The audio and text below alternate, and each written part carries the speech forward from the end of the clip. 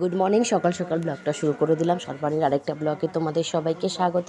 আশা করি খুব ভালো আছো, সবাই খুব সুস্থ থেকো। যা গরম, এই গরমের মধ্যে কিন্তু একদম ভালো লাগে না, মানে গরম বলতে পুরো বাইরে আর কি লু বইছে যাকে বলে আর কি। তো আমিও দেখো সকাল সকাল উঠে পড়েছি, সকালবেলা খুব সকালবেলা, কারণ 6টার মধ্যে উঠে পড়তে হয়, কারণ ছেলে 6:45 মধ্যে স্কুলে বেরিয়ে যায়। আর স্কুলে বেরিয়ে গেলে আমি চলে যাই হাঁটতে।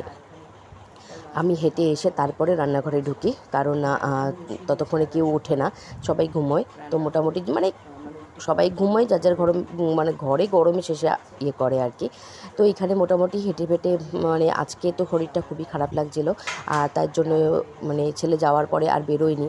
আর এখানে রান্নাবান্না বসিয়ে দিয়েছে, মোটামুটি ডাল হয়ে গেছে, রুটি খাওয়ার জন্য এক প্রকার ভাজিও করে ফেলেছি। আর এখানে উচ্ছে ভাজা বসিয়েছি, পাশে ডিম করব বলে আলু সেদ্ধ ডিম বসিয়ে দিয়েছি সেদ্ধ করা। তো আর আজকে আর আমি যেতেও পারিনি, কারণ কারণ যখন হাঁটতে যাব সকালবেলা উঠে দেখছি আজকে গোড়ালিটা বেশ ব্যথা করছে, একটু টান টান লাগছে গোড়ালিটা। তাই ভাবলাম যে না, আজকে আর যাবো না হাঁটতে। তো সকালবেলা উঠে আমি যেই ডিটান বাটারটা খাই সেটা খেয়ে মোটামুটি একটু রেস্ট নিয়ে, ছেলে চলে গেল, একটু রেস্ট নিয়ে তারপরে সব কিছু শুরু করে দিলাম। আর এই যে এখানে দেখো উচ্ছে ভাজা মোটামুটি কমপ্লিট।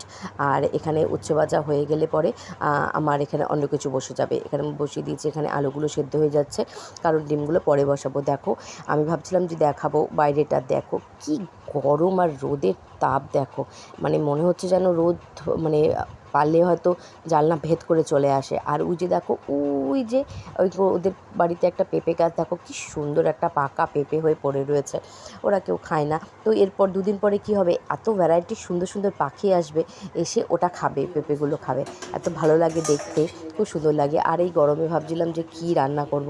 তো প্রতিদিন একটা করে তেতো রাখার চেষ্টা করি, হয় উচ্ছে ভাজা, না হয় নিম বেগুন ভাজা, যে কোন। তো কালকে নিম বেগুন ভাজা খেয়েছি, তাই আজকে ভাবলাম যে একটু উচ্ছেটা ভাজি করে নিই, কারণ উচ্ছে ভাজি আমাদের মোটামুটি সবাই খায়, আমার ছেলে থেকে শুরু করে সবাই খায়। আমার ছেলেকে আমি তেতো বলতে নিমটাও খাওয়াই, মানে খেতে চায় না, কিন্তু আমি জোর জবরদস্তি খাওয়াই আর কি। তো এখানে দেখো তোমাদের সাথে গল্প করলাম, অনেক দিন আমি ব্লগ ভিডিও ছাড়ি না, তো ভাবলাম যে আজকে একটু ব্লগ করি। তো এখানে মোটামুটি দেখো ডিম সেদ্ধ করে নিয়েছি, এখানে দিয়ে দিয়েছি পেঁয়াজ, আদা, রসুন, টমেটো, কাঁচা লঙ্কা আর একটু চারমগজ, সব কিছু দিয়ে দিয়েছি। ওখানে পেঁয়াজ কেটে নিয়েছি, এখানে ডিম সুন্দর করে লবণ হলুদ মেখে ভেজে নিয়েছি। এখানেও মোটামুটি পেঁয়াজ টেয়াজ দিয়ে দিচ্ছি, কারণ এই গরমে খুবই হালকা রান্না করার চেষ্টা করছি যতটা পারা যায় আর কি। তো আজকে আর ভাল লাগছিল না মাছ খাবো বলে, আজকে আর মানে একদমই ইচ্ছে করছিল না যে মাছ খাই। তো ভাবলাম যে ঘরে ডিম যখন আছে আজকে একটুখানি ডিম করে ফেলি। আর আমি একবারের বেশি মাছ টাছ কিছুই খাই না, মাছ বলো চিকেন বলো কোনো কিছুই না, কারণ আমার বারণ রয়েছে, তাই আমি খাই না। তো ভাবলাম যে একটুখানি হালকা করে একদম ঝোল করি। তো সব কিছু একদম পেস্ট করে নিয়ে একবারে বসিয়ে দিয়েছি রান্না। এখানে মোটামুটি দেখো অনেকটা কিন্তু কষে এসছে মশলা আর কি। তো এই আজকে ডিম করব আর হচ্ছে আলু পেঁপে তরকারি করব, সেটাও করব, কারণ এটাও গরমের জন্য খুব ভালো। আর একটুখানি আমের চাটনি করব। আমের চাটনি কিন্তু মানে আমাদের দুপুরের পাতে প্রতিদিনই কিছু টক থাকে, হয় টমেটো দিয়ে চাটনি থাকছে, না হয় আমের চাটনি থাকে। প্রতিদিন কিছু না কিছু চাটনি কিন্তু রাখার চেষ্টা করি, যতটা আর কি সম্ভব হয় ততটাই আর কি রাখার চেষ্টা করি, কারণ একটু টক খুব ভালো লাগে, মানে টক মিষ্টি আর কি। বেশি টক আমি খেতে পারি না, খাইও না। কোনো আচার টাচার ঘরে থাকলে পরেও আমি সেটা খাই না, ভুলেও মুখে দিই না আর কি, আমি খাই না টক। তো এখানে দেখো আমার ডিমগুলো হয়ে গেছে, মশলা কষিয়ে জল দিয়ে দিয়েছে, এখন ডিমটা মানে ফুটে গেছে ঝোলটা, ডিমটা দিয়ে মোটামুটি নামিয়ে দেবো। কিন্তু আর এই গুঁড়োদের মধ্যে মনে হয় না কাঁচা ধোয়া করি, ছেলের আবার কম্পিউটার ক্লাসে ভর্তি করেছি ওকে, তো সেখানে যাবে। তো স্যার ফোন করলেই আমাকে ওকে সেখানে দিয়ে আসতে হবে।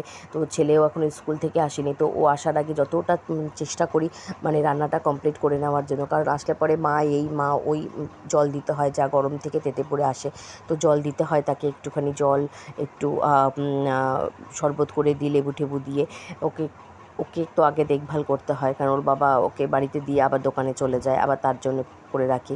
তো ওখানে দেখো আমার ডিমটাও হয়ে গেছে, আর এখানে দেখো পেঁপেও ডুমডুম করে কেটে নিয়েছে, আলু ডুমডুম করে কাটা হয়েছে। তো এখন তেল দিয়ে সামান্য পরিমাণে একটুখানি জিরে ফোড়ন দেবো, তেজপাতা ফোড়ন দিয়ে বসিয়ে দেবো আমার আলু পেঁপের তরকারি। তোমরা সবাই কিন্তু এই গরমের মধ্যে প্লিজ খুব ঠান্ডা খাও, মানে পেঁপে টেপে থেকে শুরু করে সবই ভালো লাগে খেতে।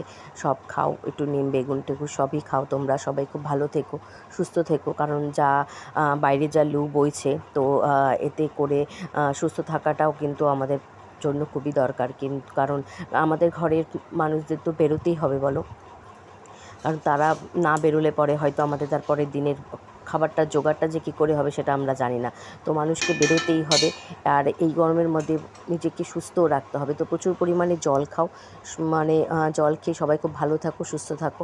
এখানে দেখো আমার চাটনিটাও হয়ে গেছে, আর বিছানাপাটি সব পড়েছিল দেখো। তো এখন পরিষ্কার করব, সব রান্নাবান্না করে আসলাম, এসে মাঝখানে খেয়ে নিয়েছি, করে এসে তারপরে আর কি পরিষ্কার করব এখন।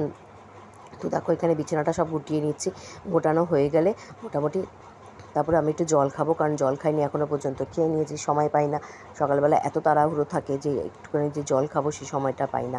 তো এখন তাড়াতাড়ি করে বিছানা টিছানা গুটিয়ে নিয়ে মোটামুটি ঘর দুয়ার পরিষ্কার হয়ে গেলে আমি নিশ্চিন্ত। ছেলে আসলে পরে ওকে একটুখানি বসাবো, একটু রেস্ট করাবো, করিয়ে তারপরে নিয়ে যে চলে যাব, দৌড়ে নিয়ে চলে যাব স্নান করাতে, কারণ ও স্নান টান হয়ে গেলে পরেও ভালো। তো আশা করি আমার ব্লগটা ভালো লাগলো। ভালো লাগলে প্লিজ একটু লাইক কমেন্ট শেয়ার করো।